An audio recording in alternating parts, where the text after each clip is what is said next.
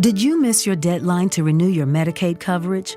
You can still send your completed annual review form to Healthy Connections Medicaid. You may be assigned to another health plan, but you can ask to come back to First Choice within 60 days of renewed Medicaid eligibility. It's your family. It's your choice. First Choice is the right choice. Renew and choose us. Visit selecthealthofsc.com/renew to learn more. Fargo, the new virtual assistant from Wells Fargo, makes banking faster and easier. Like this. Fargo, what's my checking account routing number? And this. Fargo, turn off my debit card. And this. Fargo, what did I spend on groceries last month? And that's just the beginning. Do you, Fargo? You can. In the Wells Fargo mobile app. Learn more at wellsfargo.com/getfargo. Terms and conditions apply. Your mobile carrier's availability and message and data rates may apply. Wells Fargo Bank, N.A., member FDIC.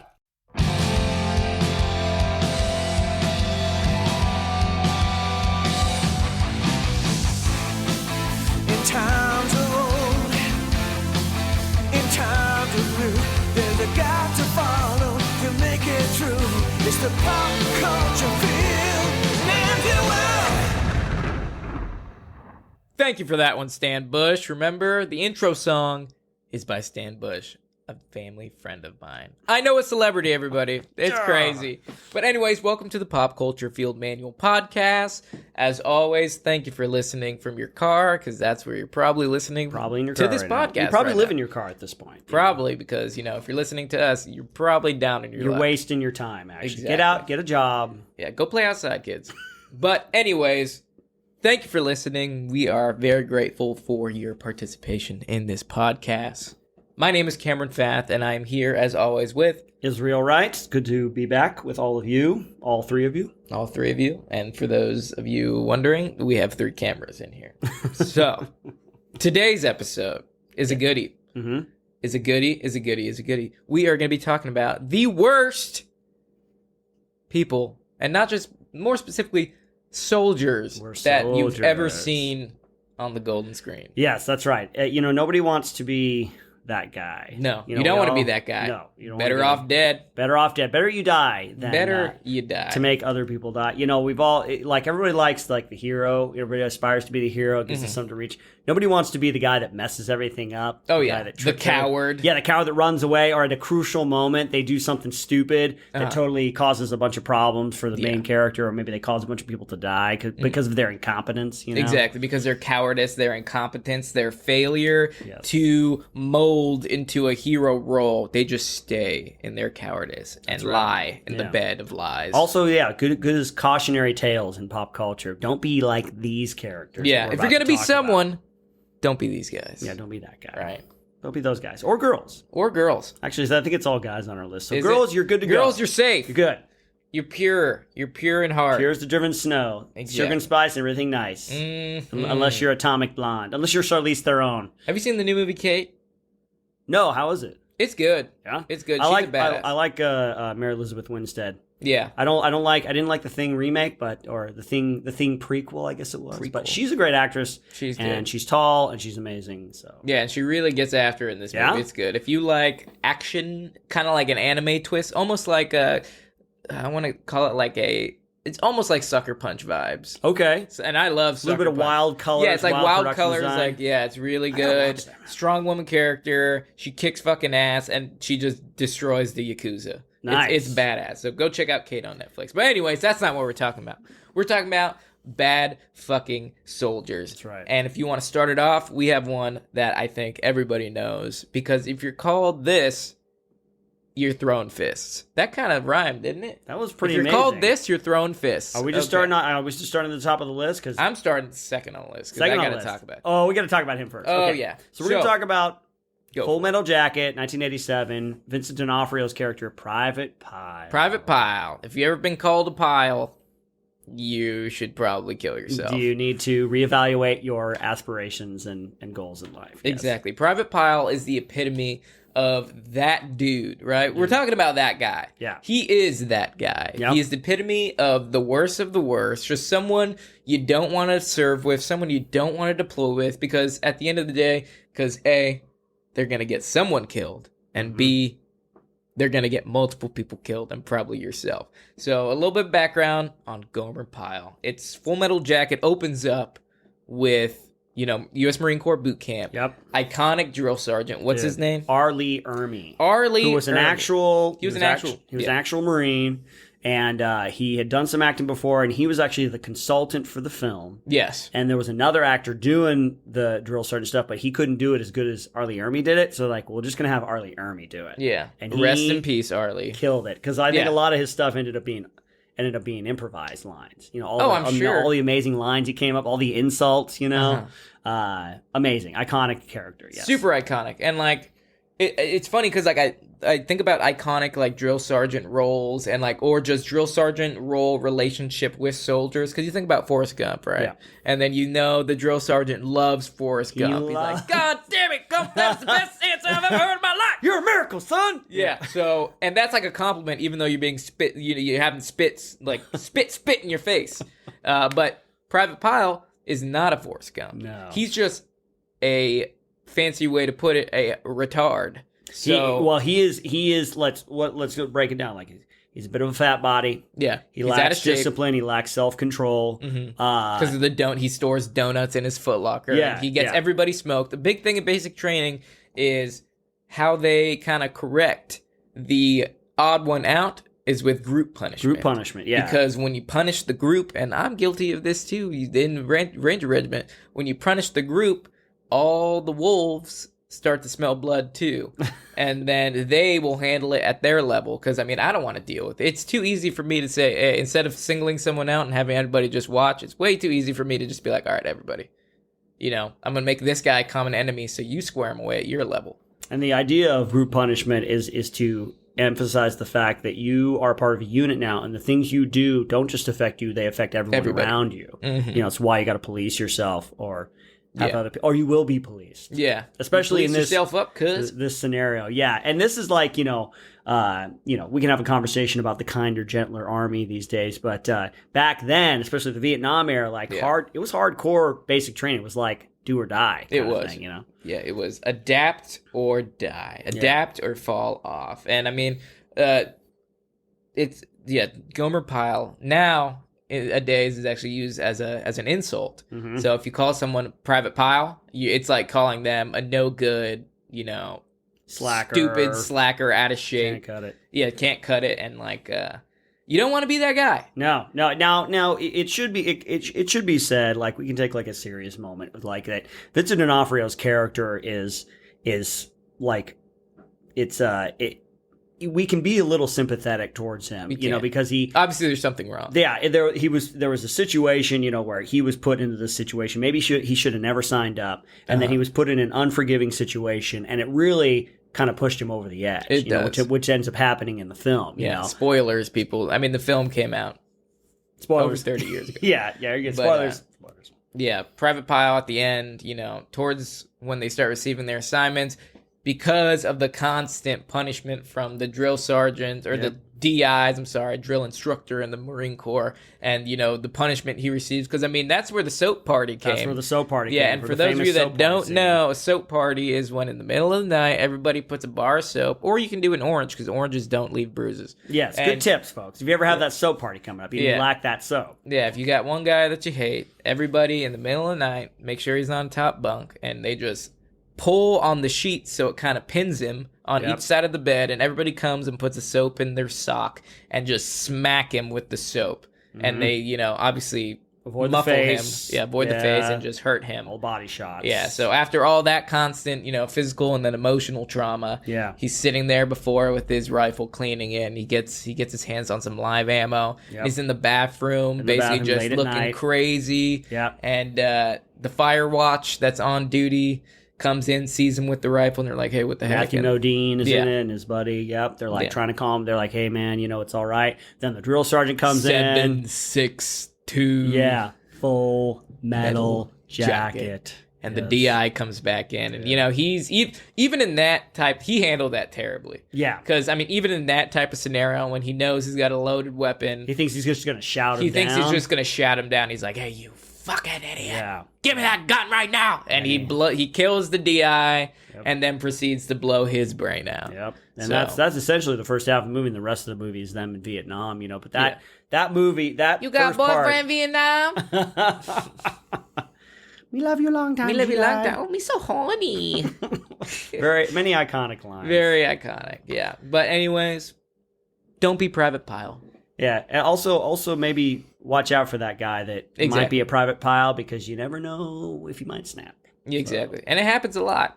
It happens quite a bit. I got a story for you. I know. Save it to the end. All right. Save it to the end. All right. We'll talk about the next one. Next one I want to talk about, actually, I want to jump, we're kind of jumping around a little bit, but I want to talk about Michael Biehn's character, Lieutenant Coffey from The Abyss, the 1989 James Cameron movie, The Abyss. Okay, you gotta talk about this one because it's been a long time since I've seen The Abyss. The last time I've seen it, all I remember is that's one of the first times I've ever seen boobies in my life. Is when they rip her shirt open and start wow.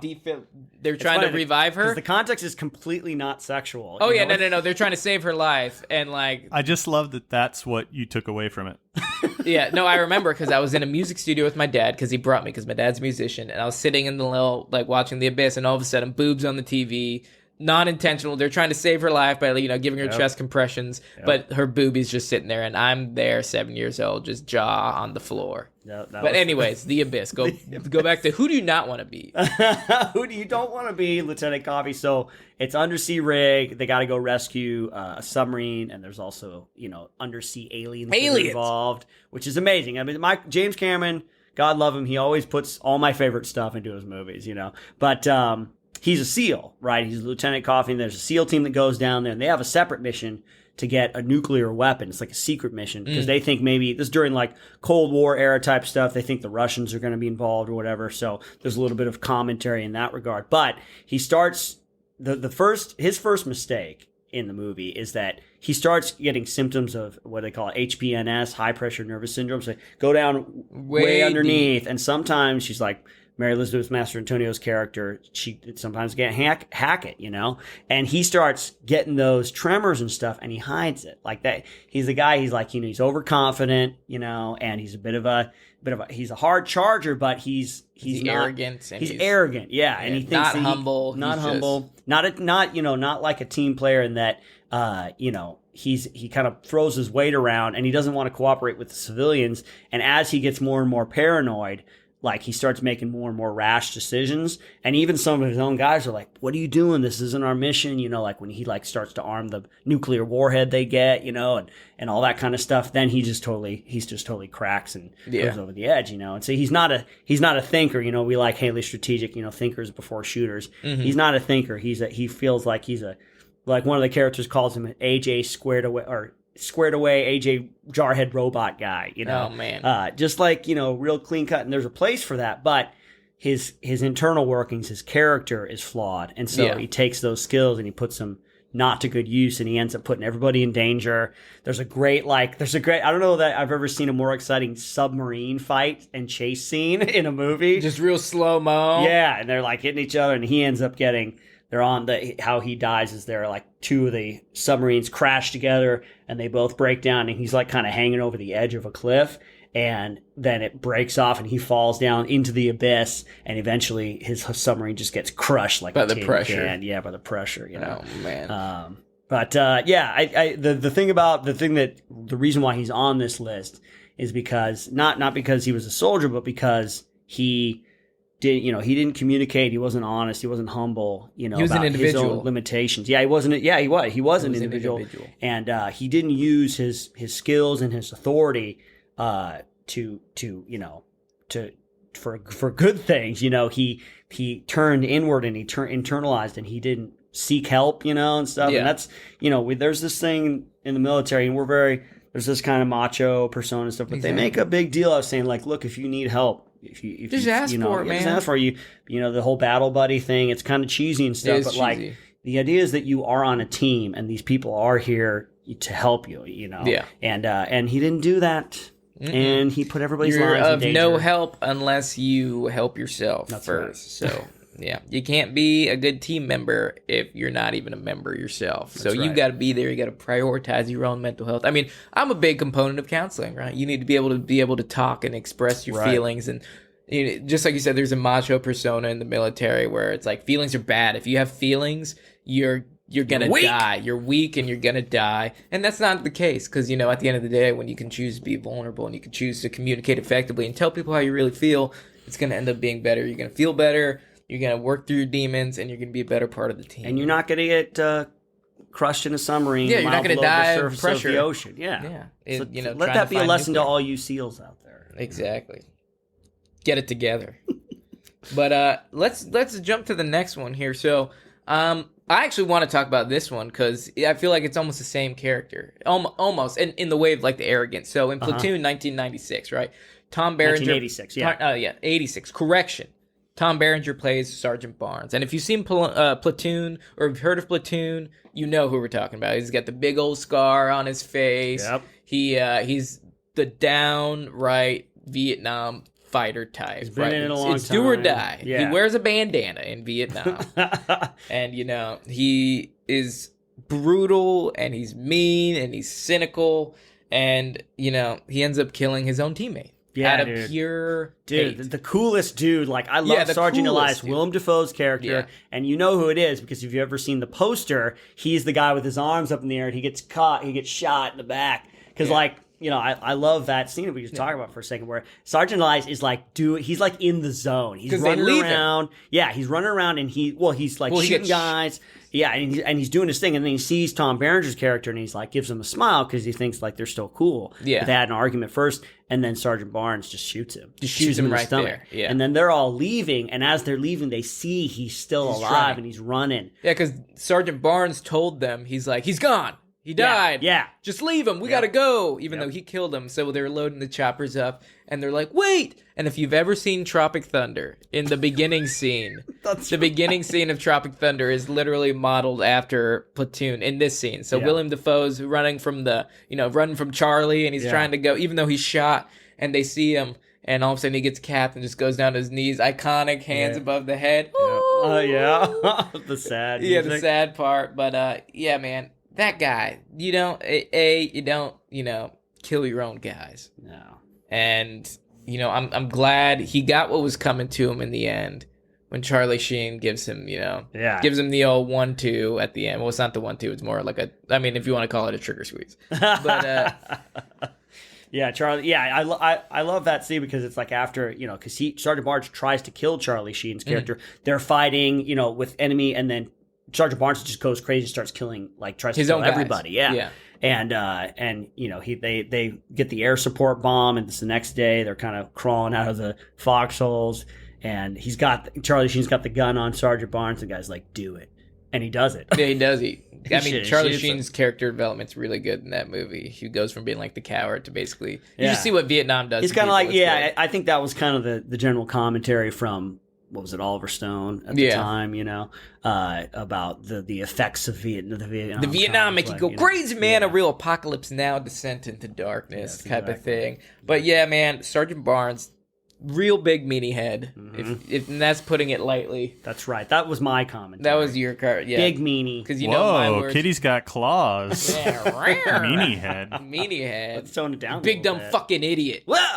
But, you don't want to be that guy going around killing his own guys. And, one last thing about him is you can see the two different types of NCO here. And that's, Tom Berenger's character is the stern, we're here to survive, man. You just got to do what it takes to survive, regardless of morality. You don't know about death. I am death. He's like, he has no values. He just is there to survive. And then you have Willem Dafoe's character, Sergeant Elias, and he's the caring NCO. He actually gives a crap about his men, you know. He worries about their well-being. He takes shotgun bong rips with his boys. Yeah, when they're all getting fucking loco in the bunker. Because that's Vietnam. He's the man, man. You want to be Sergeant Elias. You don't want to be Sergeant Barnes. Don't want to be that guy. Next soldier. Next one. I want to talk about this one just because I want to get a video game in there. Do it, nerd. We're going to go down to Brad Chickenheart Vickers, a member of the Stars.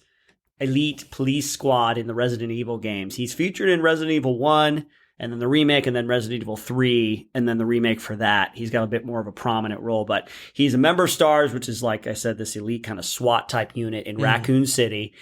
Jill Valentine is there, they're partners and stuff. And he is the one who basically causes the events of the first video game because he's the helicopter pilot at the time. And they land in the Arkley Mountains next to the mansion, and they start getting attacked by the zombie dogs. And what does he do? He leaves them there. He abandons them. Yeah, he leaves them back. And then now he kind of redeems himself at the end of the first game because he's circling the area, and you hear radio transmissions from him throughout the game. And then at the last boss fight, he drops the rocket launcher to help you out, and then he finally flies you out before the whole place explodes. So he does have a bit of a redemption story, but they call him Chickenheart, Brad Chickenheart Vickers, because he's chicken. Yeah, he's a chicken. He doesn't take the initiative. He's really like weak-willed and and escape. He's only worried about himself. His own survival and stuff like that. They kind of give him a little bit more depth in the Resident Evil 3 remake, where he kind of he helps Jill out, and the city's being overrun by zombies, and he ends up getting bit. And he's like, I'll hold the door and you can go and stuff like that. So it's, good on him for at least the moment before he dies. It's weird, man, because all of these characters have a common theme. And it's all just individualistic. They need to survive. That's what I've noticed after talking about 3 of these guys so far, is they're all just in it for themselves. Right. Yeah, right. And the biggest thing is, I know we talk about things that make us cry. Yeah, man. We're sensitive human beings. Foreshadowing. Self-sacrifice, right. Self-sacrifice is the biggest thing. It's like you're willing to put your safety aside to help others. That's right. And I mean, that's a big theme. I mean, that's what we preach in like the values of the military. And it's a baseline human self-preservation is a baseline human like drive. Like everybody understands the idea of self-preservation. So the idea of self-sacrifice, it's almost kind of one of those. I mean, it's a biblical idea. It's a Christian idea. It's an idea in a lot of different spiritualities and stuff. It's Cameron idea. It's a Cameron idea. The religion of Cameron, the Marauder Vikings. Self-sacrifice basically. Exactly. So anyway, yeah. Yeah. So that there seems to be a common theme here. People self-sacrifice. Good eye. Yeah. Yeah. Exactly. But yeah, man, that character. I mean, anybody that leaves their own men, especially in a shit. There's ways out. I've watched enough Walking Dead to where you don't leave your people because there's always a way out. And I'd rather go out fighting in a pile of my own brass than on my knees like a fucking coward. That's right. I always say that. But anyway, Brad Vickers, good mention. I like how they kind of gave him a little more depth in the remake because they kind of you just kind of see him in Resident Evil, I think 2. You just see him as a zombie. You're like, oh, he got his just desserts. But in Resident Evil 3 remake, you can see that, he gets a bit of a redemption story. So good for Brad. Good for him. I want to talk about this one. I know we've mentioned. I'm pretty sure we talked about this guy before in a previous episode, but he has to come back just because he's a raging example of I know, and with the whole Afghanistan thing, and the accountability of leadership and officers really being under the microscope. Captain Sobel from Band of Brothers. I mean, I will never not think this guy's a complete mega douche. Yep. Because here we go. This reoccurring theme here, self-preservation. He's only concerned about his career. He's only concerned about his promotion. He doesn't really care for the welfare of his soldiers, and that's extremely evident from episode 1. Yep. He takes... What is it? Easy Company? He takes Easy Company underneath his wing, and he thinks he's doing them a solid by just being a motherfucker. Yep. And I mean, Airborne at the first, that's when it was first stood up. So I know it's a big deal, and learning to jump from airplanes. But you can see, when he's trying to jump out of an airplane, he has hesitation in his face. And it's like he's scared as shit, and he honestly doesn't know what he's doing. Right. But he's incompetent. He's incompetent as an officer, but he refuses to, self-analyze, self-reflect, like, hey, maybe I'm not in the right place here, but I'm still going to do what I think an officer should do, which is completely the wrong answer. Yep. And I mean, you see it in the military. You see, leaders who have no idea what they're doing and fail to admit that. And so they start, harping and pushing an agenda that they think is the right answer, which completely just utterly fucks their people. Right. And I'm glad, he eventually promotes himself out, which he got what he wanted. He wanted the promotion, and he leaves his section with an extremely competent officer, finally. But I mean, I feel like they kind of in the show, if I'm remembering it right, they kind of like they do that. They promote him, quote unquote, in order to just get him out of the way and remove him from a crucial command position. absolutely, because I mean, in the training, when they're his NCOs, his lower officers on the totem pole are like telling him, he's like, this is a bad thing.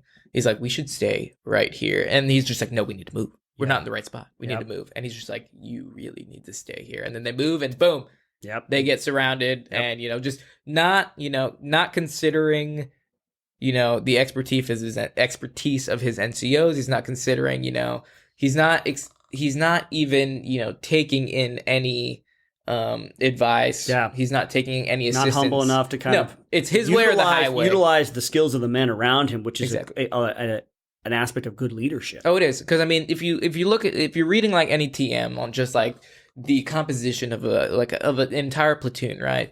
I mean, everything in the military is doctrine. I mean, everything. How to tie your shoes is written down somewhere, somewhere. And like, I mean, looking at the roles and responsibilities of NCOs, it's like literally anything from team leader up states advise and assist platoon sergeant to you're there to offer.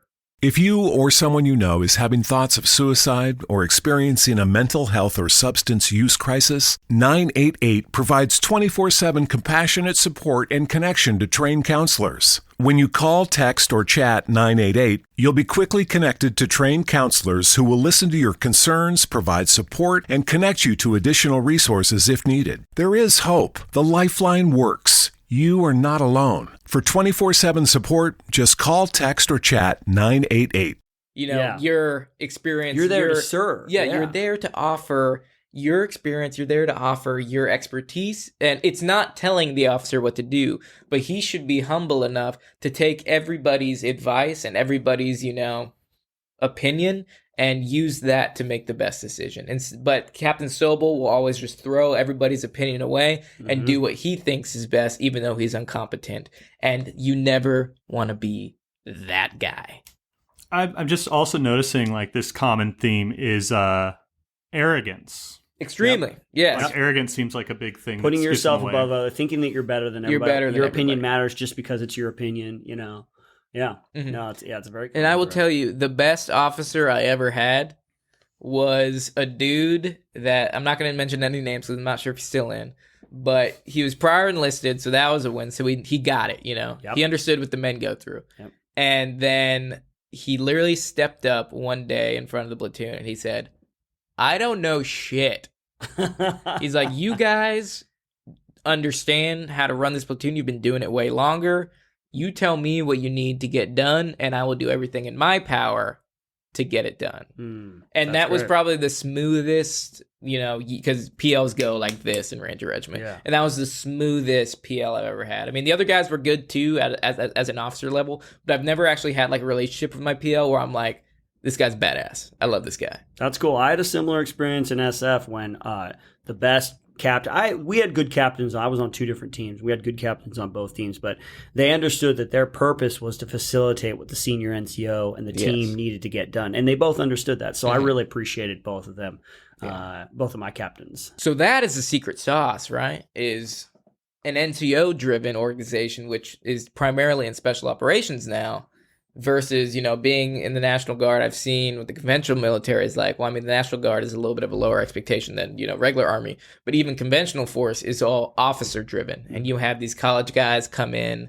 get tab butter bar, first lieutenant, and they're doing it, but they're pretty fresh. And they don't, a lot of times it's arrogance that I see in, not really efficient platoons. And that's what, drives negative results. NCO driven, when you have that expertise and you have that, cohesion and, you've worked together for a long time, because officers come and go like this. They're promoting, or they're getting out. Yep. And NCOs stay and, develop and they grow up in that platoon. Yep. That's where I really see, positive growth and positive efficiency. But anyways, rant over. Don't be Captain Sobel. Don't be that guy. At any level at any of command, you don't want to be. Yeah. Be humble. Listen to your NCOs. If you're NCO, offer advice. And if they say you fuck off, and offer some advice again. That's right. There you go. It's at a later time. Do your job. Next guy, this one is this is a great character study. The actor does a really good job, and the movie is a really good movie. Courage Under Fire, 1996. Monfries is the guy this time. And for those that don't know, it's kind of an investigation movie. It's kind of a murder mystery, if you will, or a mystery where Denzel Washington, man. Denzel Washington is an officer who's investigating the Medal of Honor nomination of a female pilot, Meg Ryan, who died in combat, right, in Iraq. And he goes around and he asks different soldiers who were there, and he kind of gets a different version of events every time. So you actually get to see it, kind of jumps into it in a flashback, and you get to see, how did they react according to this guy's story? How did they react according to this guy's story? And everything's a little bit different. And then at the end, you find out what actually happened. Like, so when he goes to Monfries is this super macho, really athletic dude. He's like that hard charger, kind of the machismo guy. You know, he's real cocky and self-assured. And he gives his version of events, and it's like he portrays Meg Ryan's characters like she's sniveling and crying, you know, and he's like the one that takes charge, and like, you know, she gets shot by an enemy guy, and he kind of takes over with the saw and defends them and he presents himself as like the hero, you know? Like macho. Exactly, yeah. But he's real, like when Denzel tries to pick a little bit at it and dig deeper, he gets real like combative and real like threatening and almost like kind of like he's hiding something. Yeah, that's like his defense. Exactly, it's just aggression. The defenses go up. And so later on, when Denzel finds out more information, he goes to confront Monfries. They get into a car and they go and Monfries pulls a gun on him, and, you know, and he's like, you know, you think you can make me confess or whatever. You he's think like, you're better than me? Like, yeah, he's like, you think you're better than me? You think you know what happened? You know, went there? You think you know what went down? And he doesn't say much. He doesn't reveal what happened, but he parks on like the train tracks. When the train's coming, he tells Denzel to get out. And Denzel's like, what are you doing? You gotta. And then, Lou Diamond Phillips, he turns down the track and he just guns it towards the train and just slams right into it and kills himself. You know, so you know that he was carrying something that was such a burden, such a guilt-ridden burden that he had to rid himself of. Yeah, he offed himself, you know. Jeez. And then you find out at the end that when there's a situation, they crash and then they're kind of holed up, surrounded by enemy soldiers, and Meg Ryan wants to do one thing and Monfries wants to do the other thing, and he like tries to mutiny. He's like, well, maybe you're not command anymore, you know. And when they get attacked, he fires at an enemy, kind of sprays kind of laterally and strafes, and he actually hits Meg Ryan. He actually shoots her and injures her. Yeah, he's the one that shot her and injured her. And then at the end, when they're all getting evac'd, she's defending the position. She's like, you go back, get more men, come back for me. She's like, I can't run. And they go to the helicopter, and they all get on. They're like, where's the captain? And he says she's dead. And they're like about to firebomb like the entire valley. No. And he pulled a basically a Sergeant Barnes, right? Pull the Sergeant Barnes, exactly, yeah. And so they take off, and they see the whole valley gets firebombed with napalm, and they know she's dead. And that guilt, it was like he left her it behind. He left her behind, and he basically just responsible cared about for her death. His survival. Exactly. Recurring theme. Yep, exactly. Self-preservation, just individualistic. Only do what you do to survive. Exactly, yeah. Don't want to be that guy. And he ended up, he had, the character's great because he had enough of a conscience that he knew what he did was like, well, at least in his mind, was unforgivable. And he couldn't, he didn't reach out, he didn't tell the truth, and he ended up just eating him out inside. So he ended up just killing himself, Yeah. So it was wild, man. Yeah. Well, it sounds like an appropriate punishment. Yes. Just kidding. That's brutal. Just ultimate. Yeah, justice. don't want to be that guy on both ends. Don't run yourself into a train, but also don't leave your men and women behind. That's right. In a battle. Just don't lie. But on the concept of, that guy, I know we've talked about some, military, or we've talked about some pop culture people that, are that guy. I know you were telling me you have a story of that guy. Dude, I have the guy. The guy. You got the guy? Yeah. Let's hear it, dude. I'm stoked. Let's talk about it. So this is a real life story. This is somebody that I actually knew. And it's just for those, spoilers, this is pretty dark what this individual ended up doing. So turn it up. Yeah, that's right. Get the kids out of the room or bring them in if you were like my parents. You're like, it's fine as long as there's no boobs. Yeah, there is no boobs in this podcast, sadly. Yeah, exactly. You had to tune on to the YouTube No flappy sacks of fat. Yeah. As Cameron likes to say. So I went to basic training in 2005. I joined the Army in 2005, went to basic training, and there was this guy there, and he was that guy. Not in like that he wasn't like he didn't do his training and stuff, but he was, he's a weirdo. He kept to himself. Whenever he did say something, it was always weird and like kind of creepy and stuff. Mm-hmm. And so everyone just kind of kept their distance. I don't know that anybody I don't know if they had any friends or anything like that. And for those that are paying close attention to our podcast, I've talked about him before in a general way where he was like the dude when we were out in the field and he ate like a live frog just cause, or whatever. Just weird. Yeah. Just a weirdo, man. And so, you do your basic training and everybody goes to a different unit and then you forget about it. A couple of years later, I heard about this story. Very, very sad, very horrible story of a couple of soldiers in Iraq in 2006 that went off their post and they went and they raped and murdered a little Iraqi girl and they killed almost her entire family and then they set her body on fire. It was this horrible act, this war crime. You want to talk about war crimes? A horrible, heinous war crime. And there were 4 soldiers. And I remember reading the article and I look at the pictures of the dude that perpetrated it. And there it was. This guy, Steve Allen Green, was like the main perpetrator. And you read the details and he's like talking about it and bragging about it after the fact. It was just like this horrible thing, Human being, just terrible person. A piece of human debris. But like he obviously had mental instability. Like he was diagnosed and stuff with like antisocial disorder and things like that. And I guess he just slipped through the crack, and that happens in the military. And that happens. Unfortunately, lot. It does, So I remember reading about that, and I was like, "Oh my god, that's the guy that I went to basic training." The guy, with, he's that guy. He is that guy in the most horrible way. I know that Brian De Palma had a movie called Redacted in like 2007 that used this story as like the basis for for the film and stuff like that. Thankfully, he was discharged after he came back, and then when it came to light what had happened, he was arrested, he was tried, convicted, life in prison or life sentence, but then he actually committed suicide or attempted to commit suicide in 2014 and then died from the complications of that suicide attempt. So thankfully, he's roasting in hell now. Man, brutal. Yeah, don't be that guy. If you're gonna try to not be one of these people, that is the guy. Don't be you that definitely guy. Want to be. You be Tom Berenger, just don't be this guy. Yeah, literally. Oh man, that's brutal, man. Well, I'm glad he's gone now because we don't need that. Nobody needs that. Yeah, and let me just say one more thing on that because that's like. We generally try to stay pretty lighthearted and stuff, but all these things, like maybe somewhere along the way, somebody could have said something. Somebody could have tried to talk to him. Somebody could have reached out and been proactive. Or maybe, an officer or an NCO somewhere along the way could have been like, hey, let's take some extra time with this guy. Or this guy's not right in the head. Let's get him out. But it's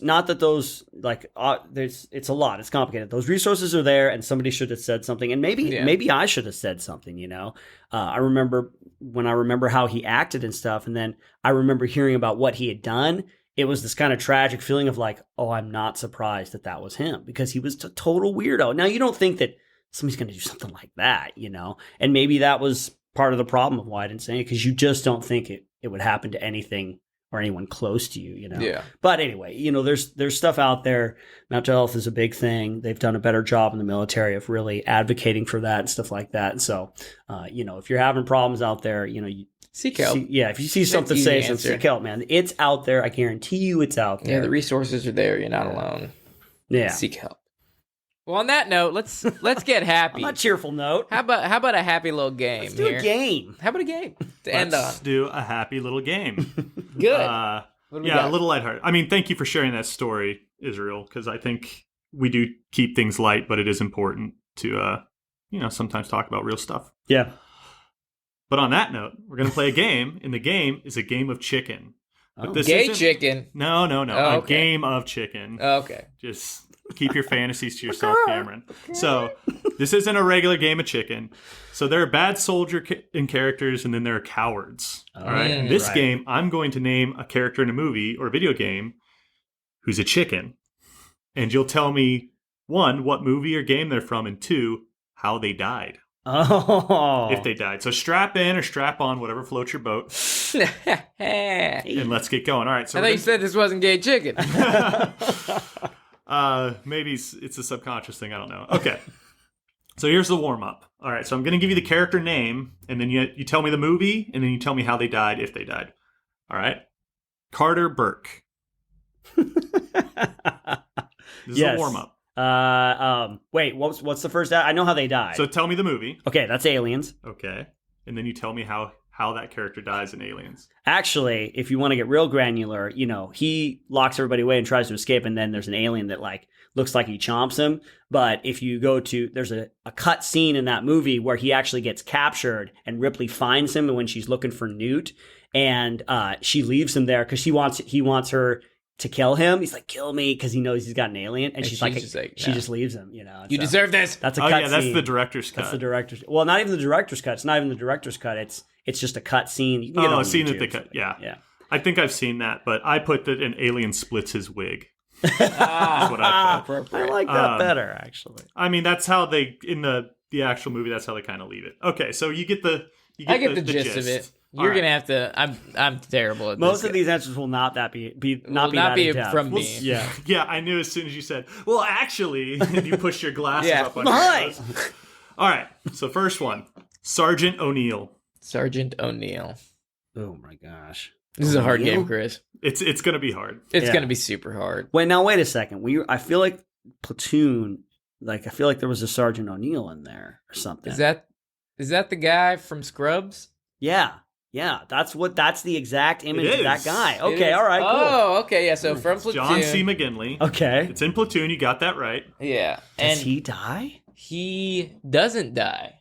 He doesn't die. He doesn't die. He hides during the invasion. Oh, he puts a dead body on top of himself. Okay. So he doesn't die. Very good. See? There we go. All right. They only get harder. All right. What kind of podcast is this? Boris Grushenko. Boris Grushenko. Boris. Is that from Enemy at the Gates? No. Okay, never mind. It's Russian, so you were close. It's Russian. Grushenko. Boris. I'll give you a clue. Is it from a video game? He technically is in a video game, but no. So this movie was made into a video game. I'll give you. It's a James Bond movie.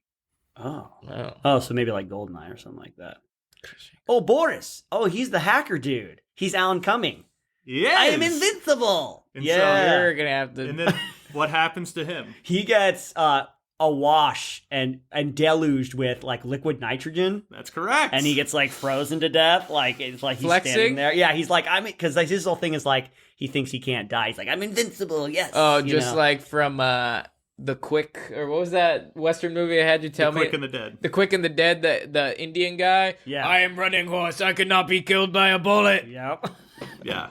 Good death. He's he's just the biggest coward because one, he sells everyone out to work with Sean Bean's character. Spoilers. Yep. And gets everyone in this facility killed, and then at the end of the movie, he eats it. So yeah, there's all this stuff, explosions going around, and he dodges every one, and he hides under a desk, and you think, oh, he's gonna live, and then at the very last second, he's like, I'm invincible, and then the canister of liquid nitrogen just explodes and pours on him, and he gets frozen like that. Yeah, wonderful. All right, are we 3 for 3? 2 for 3? You're 2 for 2. Oh, we don't count the warm up, but you're 2 for 2. All right, Albert Wesker. I got this. Oh, please. I know you do.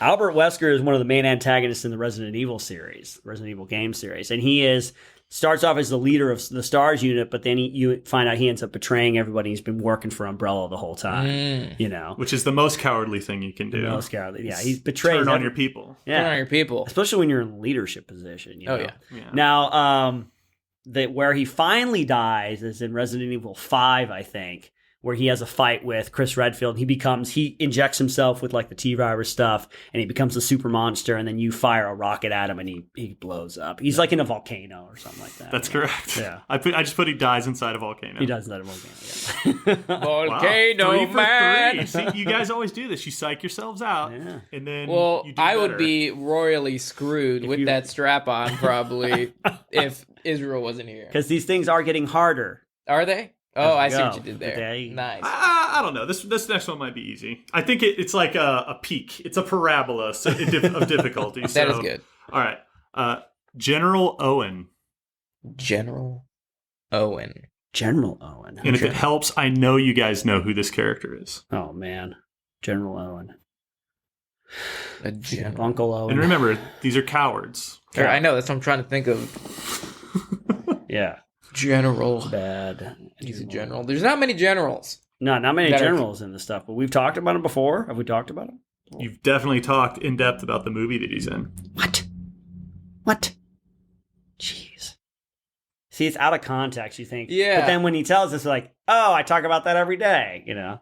We've talked about this movie. General in Owen. General Owen. Context. It's not like Saving Private Ryan, is it? No. Folks, if you know it right now, yell at your Yeah, your yell at- phone. Scream at your Scream dashboard, at your dashboard. or at the TV screen, Come on, or tell at us. your loved one who's holding your stereo up for you.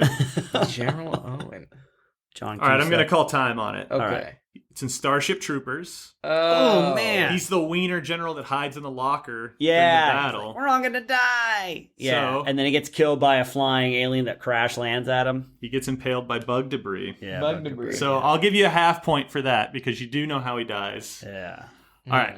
I- This one's I should have said something. It was floating around my brain. So this guy's very cowardly for multiple reasons, but he's not like a soldier, and it's not even a military movie. But I just they love it's Donald Gennaro. This is in Jurassic Park. Nailed it. Whoa, okay. dude. All right, yeah, so it's a scientist nerd. No, that's Nedry, but Oh, it is Jurassic Park. Dennis Nedry, Donald Gennaro. Really, I was thinking the guy that sets the hacker. He eats the whiz cheese whiz, and he's like, That's Dennis Nedry. You didn't say the my magic God. word. Wow, but I got the movie right. You did. You got it really fast. So I was like, oh, he knows. Wait, so it's Jurassic Park. So we're in the right ballpark. OG Jurassic Park. No, it is Jurassic Park, Yeah, it the is first one. Jurassic Park is Jurassic Park. So think of a cowardly person in that. Oh, is this the guy that hides in the bathroom? This is the guy that Oh, the okay. lawyer. He hides He's in the the lawyer. bathroom. Yeah, he's the lawyer. He hides in the bathroom. Tyrannosaurus Rex comes. Tries to wave him off. The wind? Does the wind blow the No, outhouse over? No, Or what's the his tail. name is running towards the bathroom, and the T-Rex is coming after him. Yeah, the T-Rex just destroys it. Yeah, when Jeff he hits Goldblum. him. Just Oh, running, okay, and then yeah. he kind of knocks Jeff Goldblum out and tears down the bathroom, and everything And falls he's down just around sitting him. there on the toilet. and yeah, he gets eaten by the Tyrannosaurus Rex. Okay, I put chomped in half by a T-Rex. chomped in half by a T-Rex. So Nice. you guys actually got 4.5 out of. Well, I guess it's actually 10 things. So you got 9 out of 10. Dude. That's great. Great. I'll take that. Do you want to do the bonus extra difficult one? Oh, yeah. Sure. Yeah. Oh, yeah. All right. The character's name is David. There's only 3 movies this could be. Yeah, definitely narrows it down there. I'll give you some clues. Yeah, give us a clue. It's a horror movie, Okay. but it's a comedy horror movie. Okay. And to be fair, I tried to see if he had a last name that would help. He doesn't have a last name character. Is it that's Evil been listed. Dead? Close. Oh, close. Whoa. David. Close in like Comedy feel. horror. In feel. Oh, Close so it's a in horror feel. comedy. Yeah, I did say that. David. It's not Army of the Dead, is it? I'm thinking No, that's not a comedy. like Tremors or something like that, or that's a horror comedy. Come on. David. I'll How- give you another clue. Zombies. Oh, is it a Shaun of the Dead? It is Shaun of the Dead. Oh wow, man. Okay. Is Do you he, remember which one is David? is he the boyfriend of? Is David the fat guy? No. Yeah. That's Nick. It's been a long He gets time. torn apart at the end when they get to the Winchester. That is. Yeah, okay, He's cool. the cowardly boyfriend that like is threatening to shoot Sean, Yeah. and then he gets pulled out through the window by See, the it's zombie. He been gets a hot very minute. Day of the Dead ending because you can actually see them ripping out his guts and Yeah. stuff. Yeah. Yeah, which is horrible. Yeah. But Is that very the guy good, that guys. falls? No, that's hot. That's Hot Pursuit. isn't No, it? he gets pulled out of the window. They all they bust through the window. Yeah. They grab him. They pull him. Then they pull his guts apart. See, It's Shaun of the Dead, and then the movie where they play the British cops. What is Hot that? Fuzz. Hot Hot Fuzz. Fuzz. Yeah. Where the guy falls on the tower. Oh, and, the like, tower thing Taylor- falls on yeah. him, and it. Oh yeah, and And he it falls. tails through his cheek. That's or- Timothy Dalton. Timothy Dalton. Timothy He's like, Dalton. "Oh, yeah, this I always really get those. hurts." For some reason, I get those movies confused. It's because because it's the same guys. they're part of a trilogy. Yeah, the Shaun of Oh. the Dead, The Hot Cornetto Fuzz, trilogy, and then yeah. The World's End. Yeah, the Oh. Cornetto trilogy. The Cornetto. But very good, you guys. I'm very impressed. I'm you did impressed. much better than I thought you would. You do. walked us into that last one, but so thanks, Chris. Well, no, I'm not counting the bonus one. Okay, all right. That Okay. bonus one, I gave you like Too many 5 clues. clues. It was two. But it was incredibly difficult. So It was uh, David. great job, you guys. Anyways. Thanks, man. Well, awesome, man. I think that was a great episode, and everybody out there should know by now not to be that guy. All right? Yes. Don't be that person. Don't be that human being. Don't be that guy, man. Just don't. Get help. But do tune in every Wednesday for a new podcast release. A great transition right there, huh? I'm a freestyle god. But do tune in every Wednesday. Really, we release a new podcast again every Wednesday, and then our YouTube should be coming up. Yeah, YouTube's as of the date of this recording this episode, our editor Amy, she's recovering very well, and so she's starting. She's doing to work great. Strong like an ox. Yeah, strong like an ox. We're about 7 or 8 episodes behind on the YouTube channel, but they are coming out. She's working hard on them, so usually on Fridays they get released. But just keep an eye out for that. Keep going back to our YouTube channel, which is PCFM Podcast. You can write us an email if you want to get a hold of us. We love reading your emails. Even if it takes us a while to get back to you, we read every single one. PCFMpodcast@gmail.com. If you want to hang out with me a little bit more, I stream 3 days a week on Twitch, twitch.tv/myhappyself. My Happy Self, that's me. And if you guys want to support my streetwear brand or just want to make yourself look good in some fresh old tees, I know Israel's wearing one right now. Looks great on him. Really makes those pecs pop. Check out Kit God on Instagram at Kit God Apparel, or go to our website, www.kitgodapparel.com. And as always, folks, cue music.